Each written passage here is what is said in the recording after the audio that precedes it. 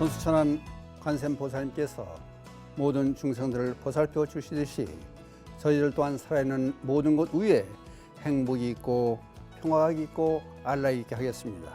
나무라 다나드라 야야 나말야 바루기제 세바라야 사바하. 여러분 반갑습니다. 오늘도 저희 BBS 텔레비전과 함께 해주시는 여러분들께 감사의 마음과 함께 만공의 공덕주 여러분들께도 다시 한번 감사의 말씀을 드립니다. 여러분들 덕분에 방송을 잘 하고 있습니다. 그리고 계속해서 만공에 가입해 주시는 분들께는 저쪽에 있는 복복자를 선물로 드리겠습니다. 요즘 복복자 달라고 전화하시는 분들이 참 많이 계십니다. 그래서 어떻든 간에 제가 열심히 써가지고 다 드리려고 애를 쓰고 있습니다. 그리고 ARS 지금 뭐 멀리 가지 마시고 지금 ARS 전화 옆에 가지고 계시니까 ARS 전화 한번 해주시면은 그것도 저희들에게는 큰 도움이 됩니다. ARS 전화해 주신 분들께는 스티커, 전자파 차단하는 핸드폰에 붙이는 스티커, 좋은 소식들을 받으시라고 스티커 보내드리고 천수경, 접이 천수경 가방에 넣고 다닐 수 있는 그거를 선물로 드리겠습니다.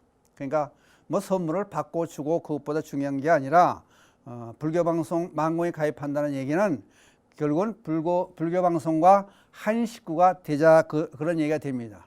그러니까 방송을 보고 듣지 않는 불자들이 없는 방송은 있을 필요가 없지 않습니까? 그러니까 식구들이 많이 계셔가지고 함께 할 수 있는 분들이 많았으면 좋겠다는 생각에서 이런 말씀을 드립니다. 그러니까 자꾸 이런 얘기 한다고 해서 언짢아 생각 마시고 마음을 이해해 주셨으면 감사하겠습니다. 그리고 지금 천수경 이제 강의를 한다 해놓고 지금 사실은 한글 경전 말씀드리지만은 이제 설주가 관세음보살이다 보니까 관세음보살에 대한 영험담도 같이 소개를 하는 그런 시간으로 여러분과 함께 하고 있습니다. 오늘은 신라 관음신앙의 대표적인 영험담, 그러니까 삼국유세에 나왔던 대개 기준을 두고 어디를 있는 얘기를 근거로 해서 말씀을 드린다는 게 나와야 되니까 오늘 제목을 그래서 사람의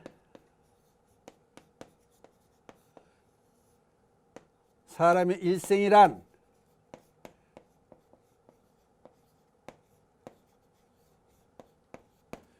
사람의 일생이란 한판의 꿈이련가 한판의 꿈이련가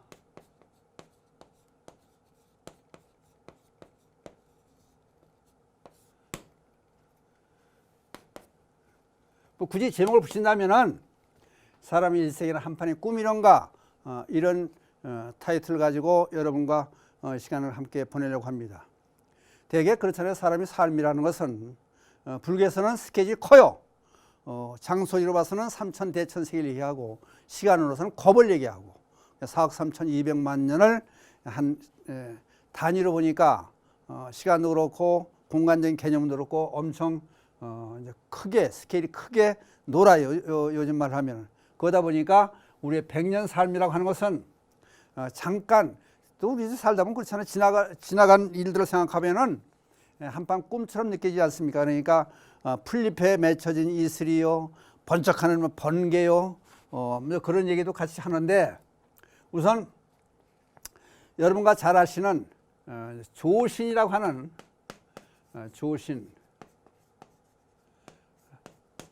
조신의 설화를 중심으로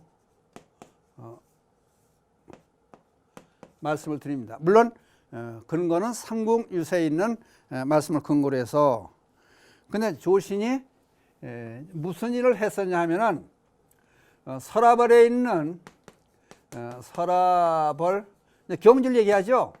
세규사라고 하는 절에 세규사 절에 이제 장사라고 나오더라고요. 장사. 이제 뭐 시름에서 뭐 장사 그 장사가 아니라 장사, 집살소의 장사. 이게 탑을 관리하는 탑을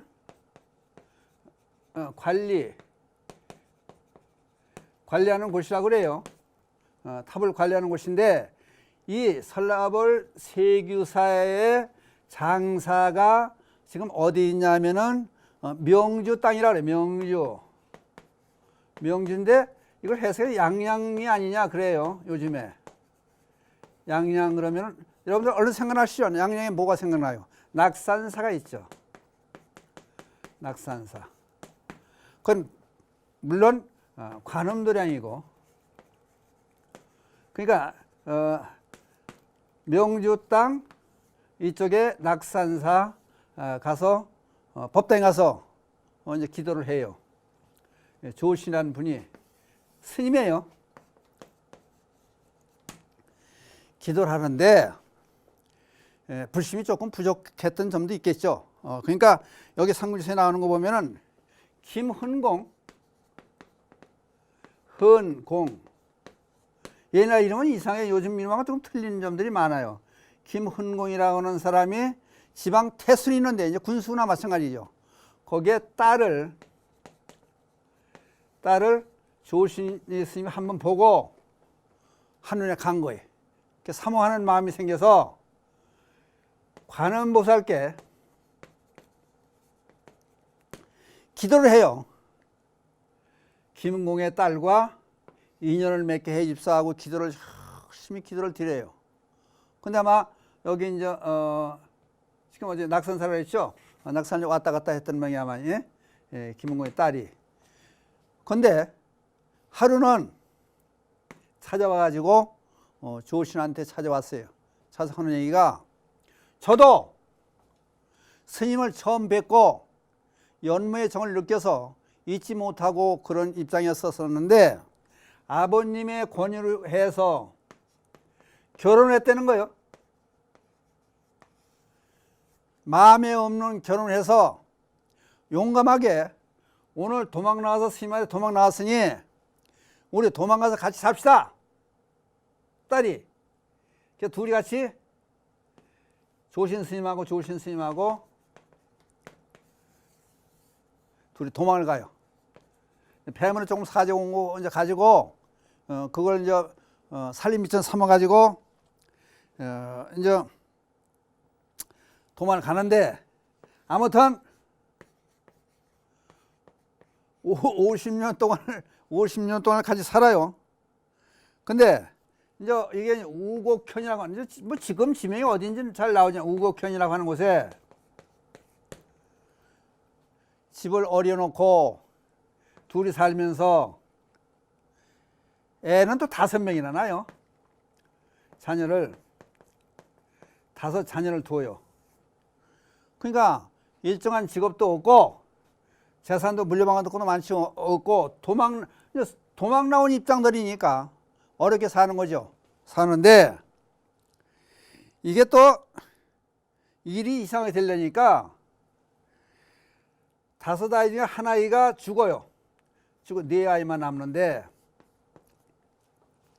어떻게 먹고 사냐면은 딸이 이저 스님과 이 김공은 딸의 딸이지, 자식이지. 딸이 걸식을 동량을 해 얻어오는 거 가지고 먹고 살아요. 먹고 사는데 아니 또 동량을 얻으러 다니다가 개한테 물려가지고 와서 들어놓아가지고 다 죽게 된 그런 이제 죽게 된 거죠. 다쳐가지고 개한테 물려가지고 어떤 하소연도 못하고 그러고 있는데 이게 이제 두 사람이 아니 결심을 하는 거예요. 이제 일정한 직업도 없고 농토도 없고 애들이 동량 얻어오는 거 걸식해서 얻어오는 거 그거 가지고 먹고 살고 나이는 아니 뭐 보세요. 20대에서 20살 때 그랬더라도 60년 살았으니까 70대가 됐을 거 아니에요. 예? 그러니까 둘이 이제 의논을 해요. 여보 우리 이럴 게 아니라 희망도 없고 둘이 같이 사니까 애들 넷하고 지금 6식구 같이 살다 보니까 이 형편이 말이 아니니까 젊었을 때는 우리 미모도 자랑하고 젊음도 자랑하고 있었지만은 지금 솔직하게 지나다 보니까 부인이 그런 얘기를 해. 부인이 먼저 그러지 말고 우리 헤어집시다. 헤어지는데 애들이 넷이니까 애들을 둘씩 데리고 살아옵시다. 그러면 좀 낫지 않을까 그런 생각하고 이제 헤어집시다. 그래서 또 그러자 그래. 또 헤어져서 이제 어떻게 해요? 헤어지고 나서 무슨 일이 벌어지냐면은 이제 아까 여기 큰아들이 죽은 데서 애를 갖다 묻어놓고 그게 이제 어디냐면은 우격현 이쪽이지 말하자면요. 묻어놓고 나서 이제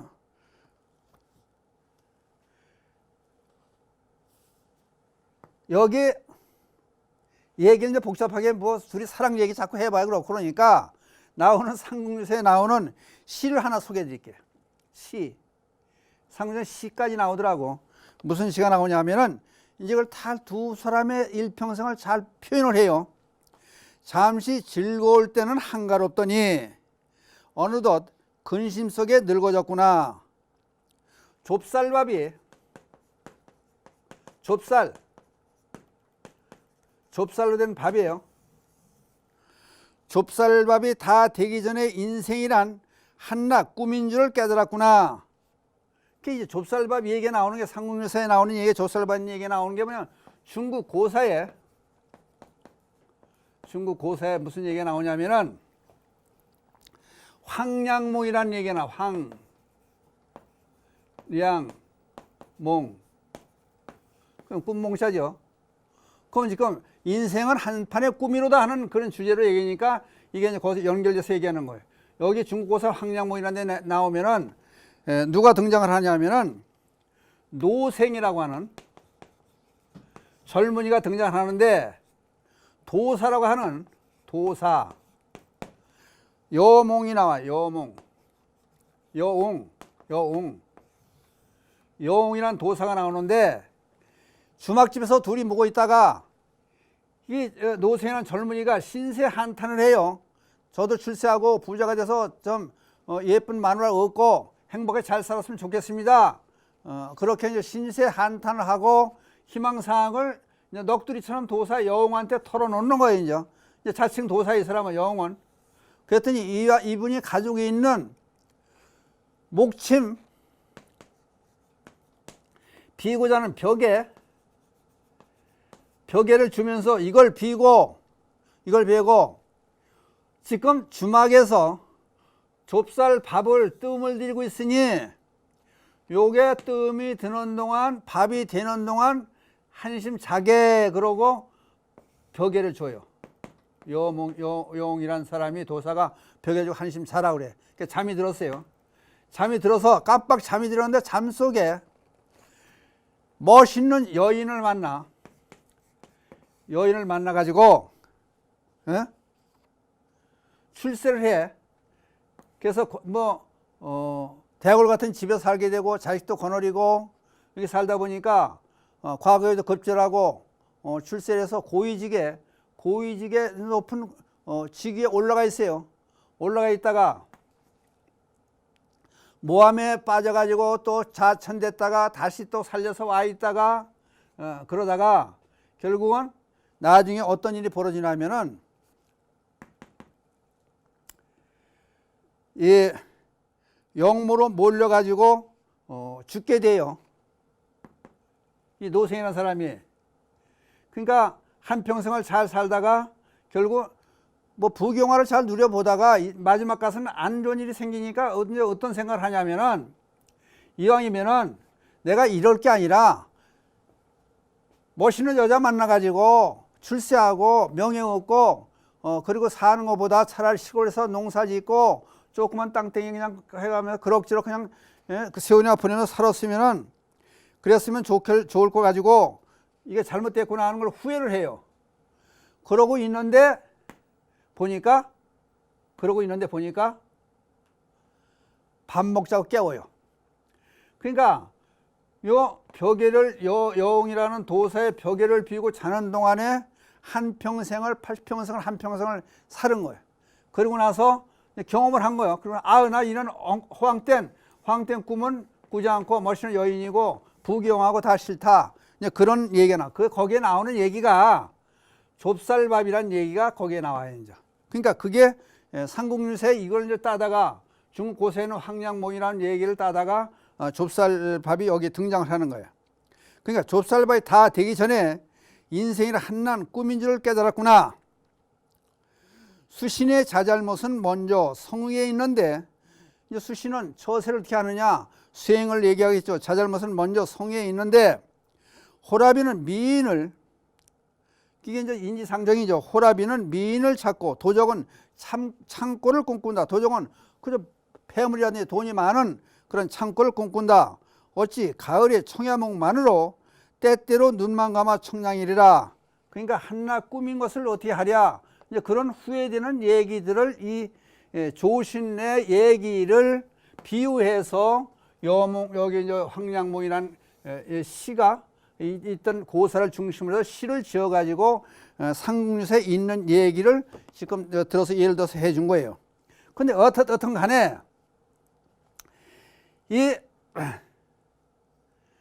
지금 조신이 장사를 지키는 스님 입장에서, 그러니까 태수의 딸을 만나가지고 몰래 도망가서 50년을 같이 살면서 자식 낳고 살다가 어떻게 됐냐. 그래서 나중에 이제 헤어졌다는 얘기까지 했어요. 그다음에 시의 얘기로 들어갔다는 얘기가 다시 돌아왔는데, 그러고 나서 이제 지난날이 후회되니까 깜짝 놀라서 깨고 보니까 낙산사에서 종을 타종을 하면 땅 치고 종이 땅 치고 치 울리는 그 사이에 50년을 살고 온 거예요. 그런데 희한하게 종을 치고 종 치는 사이사이 그 순간을 보낸 게 바로 이와 같은 일이었었는데, 눈을 떠보니까 머리가 허옇게 휘었더라는 거예요. 그러니까 잠깐 꿈결 같은 잠깐 사이에 몇 분이겠지, 몇 분도 안 되지 뭐, 그런 사이에 꿈을 꾸고 났는데 결국은 얼굴은, 몸은 늙은이가 됐더라. 그러니까 사람의 인생이라는 것이 그러니까 한편의 꿈이로다 해서 관세음보살의 설화로, 영험담으로 조신의 설화 이런 얘기가 나오는 것을 보면은 결국은 우리들은 가끔가다 부질없는 그런 꿈속 같은 그런 삶을 살고 있는 게 아닌가. 불교에서는 밤꿈, 낮꿈을 얘기해요.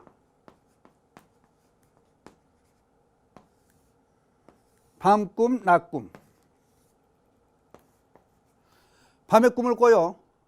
꿈을 꾸면 어떤 때 그러죠. 뭐 도둑이 쫓아온다든지 낭떠러가 떠내려고 그런다든지 어려운 입장에 처해 있어요.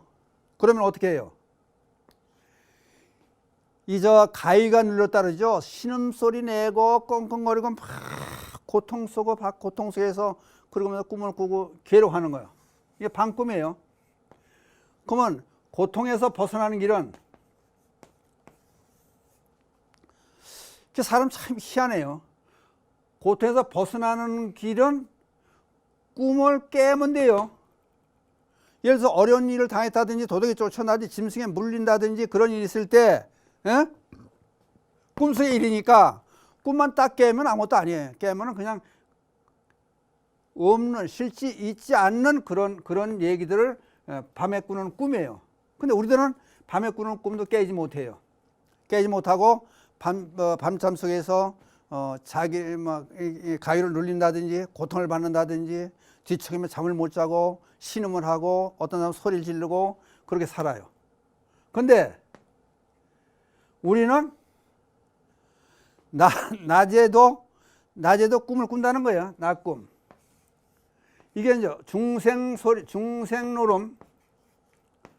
중생노름을 하고 있는 것이 결국은 낮꿈을 꾼다는 거예요. 근데 그 낮꿈은, 밤에 꿈을 꾸고 고통받는데 그걸 꿈이라고 모르듯이 우리는 너나 없이 낮에 지금 꿈을 꾸고 있으면서 이것이 낮꿈이 모르는 걸 낮꿈을 꾸고 있는 걸 모르고 고통 속에 산다. 그러니까 낮꿈에서 깨어나는 길은 뭐예요? 바로 깨달음이에요. 깨달음. 그러면은 깨달음을 결국 얻고자 하는 이유는 깨달음을 얻어야 낮꿈에서 깨는 거예요. 그럼 여러분들이 지나간 일을 쭉 한번 생각해 보세요. 지나가는 거 보면 꿈 같은 일이 되는 거예요. 고통이 오면 고통이 전부인지 알고 잘못 생각하는 거예요. 고통이 바로 어려운 일을 당한 그 다음에라야 좋은 일이 반드시 거기서 깨어나서 좋은 일이 올 수 있는 계기를 만들어 놓는 거예요. 그러니까 깨달은다는 얘기가 깨어있는 삶, 깨어있는 삶으로 하면은 어떻게 되느냐? 너와 내가 둘이 아니라는 그런 사실만 알면은 깨있는 삶을 살 수 있다는 거예요. 그러니까 너와 내가 각자 따로이라는 생각하는 거예요.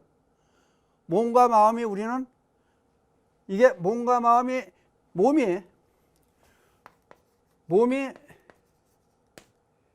누구냐?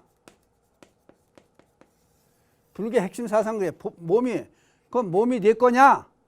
몸이 내 거냐? 주인공은 몸이 아니고 마음이라 그래. 사람이 예를 들어서 오온 그러면은 색수상 행식하니 몸과 마음으로 이루어져서 사람은 몸 플러스 마음. 그럼 마음이 주인공인데 몸이 주인공처럼 착각을 하는 거예요. 그러니까 몸이 나라 그러면은 내가 마음대로 할 수 있는 몸이 되어야 되는데 내 마음대로 몸이 움직여지지 않아요. 예를 들어서 다른 사람을 만났는데 내가 낯뜨거운 일을 했어요. 그러면 날씨 붉어지는데 날씨 붉어지지 말자. 그것도 마음대로 못하는 거예요. 또 주름아 생기지 말아라. 근데 자기 몸인데 얼굴인데 주름이 생기지 말아라. 자기 몸뚱이가 자기 거면은 주름이 생기지 말아라. 그러면 생기지 않아야 되는 거예요. 또 배가 고픈데 배가 고픈 것도 결국은 마음은 고플 리가 없는 거예요. 몸이 고프다고 생각을 한 거예요. 마음이 고프니까 생각하는 거예요. 그러면 쉽게 얘기하면 그래요. 또 예를 들어서 좋은 영화 공연을 한다든지 놀이를 한다든지 흔히 이제 보살들한테 그런 얘기를 해요. 그 수업을 한참 좋은 일 들어가고 따고 막 하는데 지금 하다 보니까 5시가 됐어요. 오후 5시. 그때 어떤 사람이 그래요. 아우 점심을 못 먹었네. 그러면 그때서 배가 고픈 거예요. 그러니까 자기 마음이 느껴졌을 때 몸이 작용을 하는 거다. 그러니까 몸이 내 전부가 아니다. 내 전부는 내 주인공은 마음이다. 그걸 아는 것이 깨있는 삶을 사는 것이다. 그러니까 한 번쯤 생각을 해봐야 돼요. 그러니까 꿈 같은 삶을 살지 않으려면, 살아있는 삶을 살려면은 깨있는 내가 되어야 된다. 깨있는 내가 되려면 너와 내가 둘이 아니라는 사실을 알아야 되는데, 너와 내가 둘이 아니라는 사실을 아는 기본이 되는 것은 몸이 내가 아니라는 사실을 알아라. 이제 그거 알면은 마음이 모든 것을 움직인다. 그게 일체 유심주의 사상이 이제 불교에 등장을 하게 되는 거예요. 그러면 꿈이라 한판에 사람이 일생이 한판의 꿈이라다 생각하는 이유는 지나고 나고 보면은 모든 사람들이 지나가는 추억을 아름답게 생각하는 이유도 그런 거예요. 그러니까 지나고 나면은 그것이 고통이 아니었고 즐거움으로 가기 위한 하나의 단계였었다. 이제 그 생각을 해보자. 이제 그 얘기가 되는 거예요. 그러니까 이제 예를 들어 꿈이라 그래서 전부 여기 이제 얘기를 지금 뒤집어 보는 거예요. 지금 사람은 밤꿈도 꾸고 낮꿈도 꾼다. 낮에 사는 것이 우리 전부 다 꿈이다. 꿈처럼 생각하지 말라는 거예요. 그러니까 이거를 초월하는 상태, 초월. 여기서 조금 고민이 되고 조금 힘들어지는 거예요. 이걸 초월해야 된다. 그러니까 불교가 궁극적으로 추구하는 삶은 중도의 삶이에요. 중도의 삶.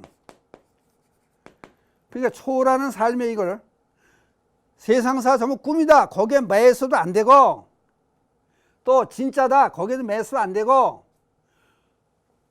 몸이 내가 아니고 마음이 나다. 여기에 매서도 안 되고 이것도 초월하고 꿈이라는 것도 초월하고 다 초월한 그래 중도의 삶. 그것이 불교에서 추구하는 삶이다. 그러니까 이게 이제 불교가 어렵다니까 이렇게 되면 이제 어려워지는 거예요. 이제. 그러니까 진공 묘유 얘기 나오는 것도 마찬가지예요. 모든 것은 공한 것인데 공한 것인데 실제 보면은 묘한 내가 있다. 묘유. 내가 존재한다. 근데 이걸 어떻게 조화시킬 거냐? 이제 그런 생각을 해요. 실천적인 중도로 이제 되게 팔정도를 얘기하는데 쉽게 얘기하면 그래요. 불고불락. 너무 괴로움 속에 빠지려고 그러지 말고 즐거움 속에 빠지지 말라. 근데 이제 비약해서 얘기하면은 사랑하지 말아라. 사랑하게 되면은 헤어질 때는 괴로움이 따른다. 미워하지 말아라. 미워하게 되면은 또 괴로움이 따른다. 그러니까 사랑하도 괴로움이 따르고 미워해도 언제도 괴로움이 따르는 거니까 사랑하지 말고 미워하지 말아라. 그런다 해서 그러면 사람 삶이 덤덤하게 이것도 아니고 저것도 아닌 그런 삶을 사느냐? 이제 그렇게 이론적으로는 생각할 수 있어요. 중도적인 삶을 들어가면은 어떤 결론이 내려지냐면 이게 상당히 중요한 얘기예요, 지금요. 그럼 사랑하지 말고 미워하지 말아라. 예? 몸이 나라는 것을 벗어나서 초월해라. 낮꿈, 밤꿈도 초월해라. 거기에 묻혀 있다고 생각하지 말아라. 그럼 결국 어떻게 되느냐?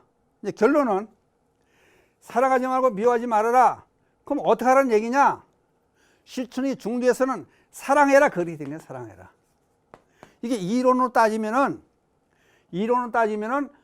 목석처럼 덤덤해라. 그렇게 이제 이론 따지면 그렇게 이론을 끌어갈 수 있는데 그게 아니고 실질적으로는 사랑하라. 그러니까 불교에서는 자비가 나오는 이유는 그러니까 결론적으로는 전부 자비를 베풀어라. 미워하지 말고 사랑하지 말아라. 그런 거는 덤덤하게 바위처럼 되라는 얘기가 아니고 사랑하라, 좋아하라, 그 얘기가 되는 거예요. 그래서 그게 바로 자비예요. 그러니까 부처나 자비나 같은 거가 되고 이게 어디서 지혜에서 나오는 길이고 그 이거를 지금 종합적으로 얘기해서 그럼 엉켜놓으니까 지금 얼떨떨 하실지 모르지만은 지금 얘기를 해놓고 전부 뒤집어 놓는 거예요. 그게 금강경 사상이 쭉 그러잖아요. 부처님이 계속 말씀을 40분을 다 설법을 해놓으시고 나서 뭐래요? 나 아무 말도 안 했다. 그 얘기는 결국 뭐예요? 좀 공에 떨어지는 것도 원치 않고 또 유에 떨어지는 것도 옳지 않고 그 공가중 그러죠. 공가중. 중도로 빠지게 하기 위해서는 다 초월한 삶을 살아라. 그러니까 여러분들 헷갈려서 이해가 될지 몰라요. 그렇지만은 하여튼 중도의 삶이라는 것은 아까 이제 여기 인생을 한편의 꿈이라고 나서 전부 꿈이라고 가상으로 생각해서 험하게 생각하지 말란 얘기예요. 결론을. 그러니까 밤꿈 낮꿈까지 생각했지만은 그렇다고 낮의 꿈, 헛개비가 사는 꿈이라고도 생각하지 말아라. 그걸 초월해라. 그게 바로 불교에서 어떻게 바르게 사는 길을 안내하는 것이다. 이제 그 얘기를 하고 싶은 거예요.